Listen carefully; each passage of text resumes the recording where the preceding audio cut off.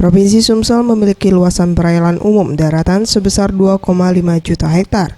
Dari jumlah tersebut, produksi ikan di Sumsel didominasi oleh produksi ikan air tawar, yaitu ikan nila dan patin. Pada tahun 2015, produksi ikan nila di Sumsel mencapai 196.785 ton. Sementara produksi ikan patin di tahun yang sama mencapai 163.800 ton.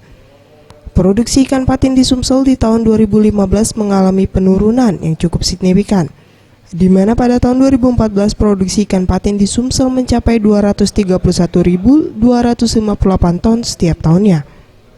Menurut Lulu Kahari Suci, Sekretaris Dinas Kelautan dan Perikanan Sumsel, penghasil terbesar hasil perikanan di Sumsel berasal dari Kabupaten Musirawas, yaitu 39.316 ton per tahun. Dari total produksi di Sumsel sebesar 196.785 ton per tahun. Potensi budidaya air tawarnya, karena kita memang luasan PUD kita besar, 2.500 hektar.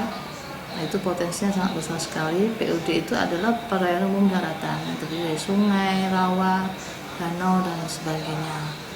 Nah, untuk produksi budidaya air tawar kita, yang paling dominan adalah nila dan ikan patin. Di tahun 2017, Dinas Kelautan dan Perikanan Sumsel targetkan jumlah produksi budidaya ikan sebanyak 535.350 ton. Mayodi Handayani, Sriwijaya TV.